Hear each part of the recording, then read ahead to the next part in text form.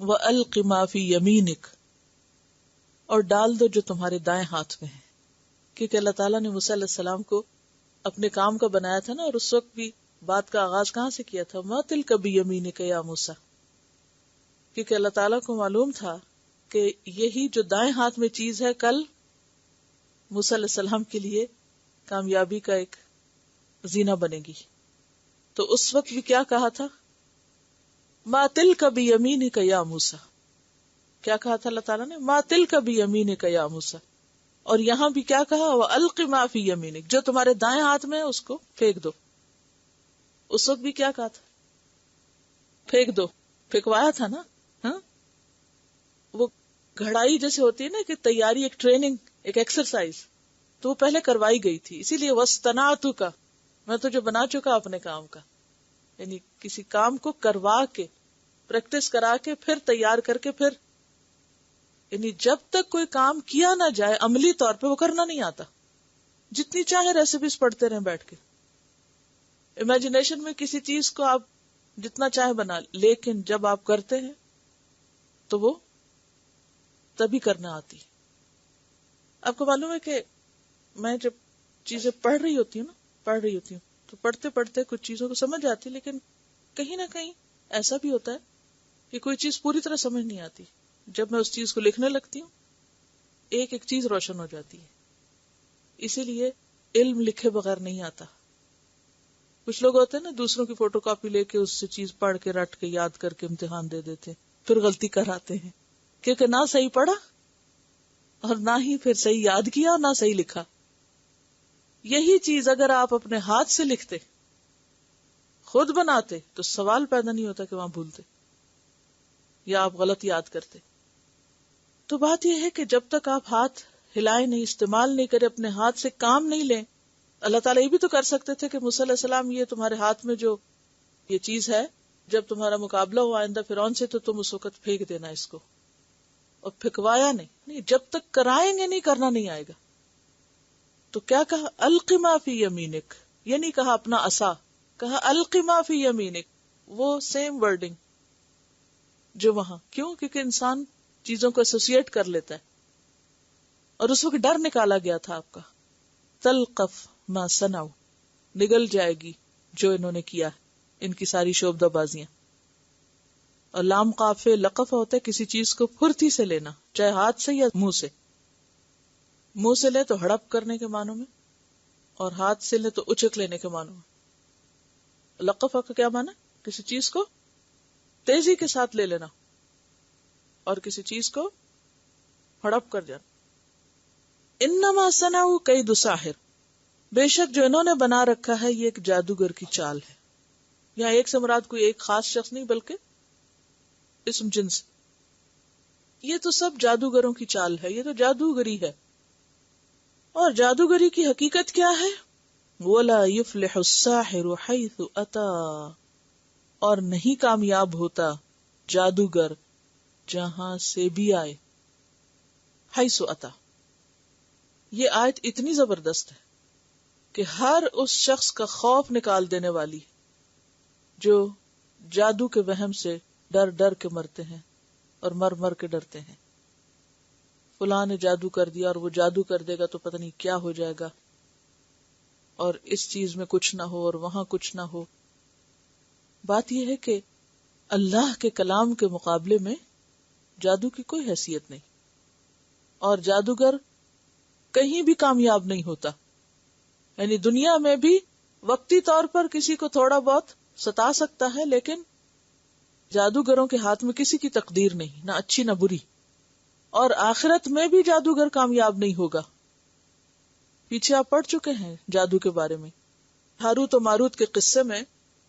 اب دیکھیے کہ جادو کیا ہے؟ کبیرہ گناہ، کفر. جادو کیا ہے؟ کفر. اور پھر ایسا کرنے والا دنیا میں کیا حکم ہے؟ اسے قتل کر دیا جائے. اور آخرت کے بارے میں کیا حکم ہے؟ کہ وہ کامیاب نہیں ہو سکتا، نقصان اٹھائے گا. تو حیث عطا جو ہے یہ بہت جامع لفظ ہے. نہ دنیا میں کامیاب ہوگا کہ جس مقصد کے لیے وہ کر رہا ہے وہ بھی نہیں پورا ہوگا، اور نہ ہی آخرت میں کامیاب ہو سکتا ہے. تو یہ تو ہے کرنے والے کے بارے میں حکم. اور جن پر کیا جائے ان کے لیے کیا حکم ہے کہ وہ اس سے ڈرے نہیں. اگر وہ اللہ کی حفاظت میں ہے تو کسی کا جادو نہیں چل سکتا، نہ ہی کوئی نقصان دے سکتا. کیوں؟ اس لیے کہ قرآن پاک میں آتا وما ہم بدارین من احد، کسی کو نقصان نہیں دے سکتے تھے. اور کرنے والے اور سیکھنے والے یعنی جادوگر وَيَتَعَلَّمُونَ مَا يَضُرُّهُمْ وَلَا يَنْفَعُهُمْ، وہ کیا سیکھتے ہیں جو ان کے لیے نقصان کا باعث ہے، ان کو فائدہ نہیں دیتا. اور ہوا بھی کیا، جب موسیٰ علیہ السلام کے سامنے وہ سب کچھ ختم ہو کے رہ گیا. ایک عصا نے سارا جادو، سب سانپ نگل لیے، سب رسیوں کا خاتمہ کر دیا، صفایا کر دیا.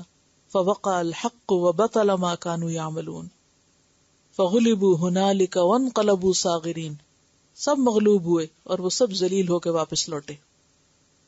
کبھی بھی کسی کے دل میں جادو کا خوف آئے نا تو ہمیشہ سوچیں کہ اگر جادوگروں کا مجموعہ کامیاب نہ ہو سکا موسیٰ علیہ السلام کے عصا کے مقابلے میں، پورا ایک گروپ اور ساتھ فرعون اور اتنی پشت پناہی، سرکاری سطح پر اتنا بڑا انتظام کامیاب نہ ہو سکا، تو کوئی ایک ٹوٹا پھوٹا جادوگر مجھ پہ کچھ کر کے کیسے کامیاب ہو سکتا ہے؟ کچھ بھی نہیں ہوتا. کبھی وہم نہ لایا کریں جادو کا، کیونکہ عورتوں میں اکثر یہ بہت خوف پایا جاتا ہے. ذرا سی بیماری ہوئی لگتا کسی نے کچھ کر دیا ہے، کسی کام میں تاخیر ہوئی لگتا کوئی اثر ہو گیا ہے. کچھ اثر نہیں ہوتا اگر آپ اللہ سے مدد مانگتے رہیں اور قرآن کے ساتھ اپنا مضبوط تعلق رکھیں، کچھ نہیں کوئی کر سکتا. اور یہ بھی یاد رکھیں کہ بعض لوگوں کو یہ بھی نہیں پتا ہوتا کہ جادو ہوتا کیا ہے، اور وہ ایسے کام شروع کر دیتے ہیں جو جادو میں شمار ہوتے ہیں. یعنی جادوگر کے لیے کوئی ڈگری نہیں چاہیے ہوتی، یا کوئی خاص اس کا کوئی عہدہ نہیں ہے، یا کوئی اسٹیٹس نہیں ہے جادوگر ہونا. کوئی بھی شخص جادوگر ہو سکتا ہے اگر کوئی بھی کام وہ جادو والا کرتا ہے. مثلاً آپ صلی اللہ علیہ وسلم کے زمانے میں صحابہ کرام کہتے ہیں کہ ہم دھاگے میں گرہ لگانے کو جادو شمار کرتے تھے. اور آج کل آپ دیکھیں کہ لوگ ایک دوسرے کو بیٹھ کے مشورے دے رہے ہوتے ہیں، فلاں کام کرنا نا تو یہ پڑھ کے گرہ لگا دو، دیکھنا یہ ہو جائے گا. فلاں چیز پڑھ کے تالا لگا کے پانی میں پھینک دو، فلاں کر کے یہ کر کے وہ کر دو، فلاں جگہ سوئی ڈال دو، فلاں جگہ یہ کرو. یہ سب جادو کے کام ہیں اور یہ سب ایمان کو برباد کرنے والے کام ہیں. کوئی ایسی حرکت کسی کے مشورے پر اور دنیا کی کسی چیز کے لیے نہیں کرنی چاہیے. کیونکہ یہ اس لیے میں بتا رہی ہوں کہ بعض لوگ بالکل ایک لا علمی اور ناسمجھی میں اس طرح کی چیزیں دوسروں کے مشورے سے ٹوٹکے سمجھ کے کرتے رہتے ہیں. یہ ٹوٹکے جادو میں پھر شمار ہوتے ہیں اور اس سے ایمان جاتا ہے، آخرت برباد ہوتی ہے. کیونکہ ولا یفلح الساحر حیث اتی، کبھی کامیابی نہیں ہو سکتی.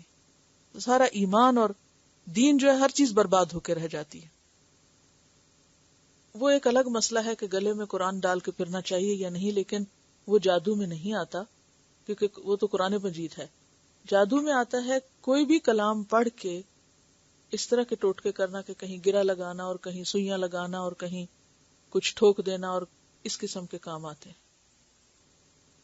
یہ ایسے ہی ہے جیسے وائرس پھیلا ہوا ہے آج کل، اور بہت سارے لوگوں کو اپنی زد میں وقتی طور پر دیے ہوئے ہے، لیکن اس کا یہ مطلب نہیں کہ سب کو لگ جائے گا. یعنی جس کے لیے اللہ کا اذن ہوگا. بیماری تو پھیلی ہوئی ہے لیکن اس میں بھی انسان کو ڈرنا نہیں چاہیے. بعض لوگ کسی کو بھی فلو میں دیکھ لیتے ہیں، کچھ تو کمزور پڑ جاتے ہیں، ڈرنے لگتے ہیں، بس اس کو تو مجھے بھی لگا ہی لگا. اور کیا ہوتا ہے، کیچ کر جاتے ہیں. کوئی وامٹ کر رہا ہو تو اس کو دیکھ کے دل کچا کر کے وہ خود بھی وامٹ کرنا شروع کر دیتے ہیں. تو وہ کیا ہوتا ہے کہ جب انسان کا اندر کمزور پڑتا ہے تو وہ دوسری چیزیں بھی خوب اٹیک کرتی ہیں. ٹھیک ہے انسان کے ساتھ ہی کمی بیشی ہے، لیکن میکسیمم انسان اللہ کی مدد سے کوشش کرے، یقین اپنا پختہ کرے کہ اللہ کا اذن نہ تو کچھ بھی مجھے نہیں ہوتا. اور دعائیں بسم اللہ الذی لا یضر مع اسمہ شیء فی الارض ولا فی السماء وہو السمیع العلیم. اور ایسے کلمات پڑھ کر اپنے آپ کو اللہ کی پناہ میں دے کہ ان چیزوں کے خوف سے نکلے، کیونکہ خوف انسان کا دشمن ہے. خوف سے انسان کمزور ہو جاتا ہے اور جو کرنا چاہے کر نہیں سکتے. اگر کسی کا کانفیڈنس ختم ہو جائے تو بڑی سے بڑی قابلیت اس کی جو ہے وہ دھری کی دھری رہ جاتی ہے. انسان زندگی میں کوئی پازیٹیو رول پلے نہیں کر سکتا اگر وہ خوف کا شکار ہو. اور خوف کو دور کرنے کے لیے اللہ کی ذات سے بڑھ کر کوئی بھی مددگار نہیں ہو سکتا. یہ بتا رہی کہ پچھلی آیتوں میں یہ گزری تھی بات کہ اگر کبھی ڈر لگے تو یہ بولا کریں افغیر اللہ تتقون، کہ اللہ کے سوا اوروں سے ڈرتے ہو. کوئی کسی کا کچھ نہیں بگاڑ سکتا. اگر اللہ چاہے تو وقتی طور پر ٹھیک ہے، بیماری ہو جاتی ہے، کسی کے اوپر کوئی ڈپریشن ہو سکتا ہے، کوئی غم کے اثرات، کوئی اس طرح کے جادو کے اثرات وقتی طور پہ ہو سکتے ہیں کچھ، لیکن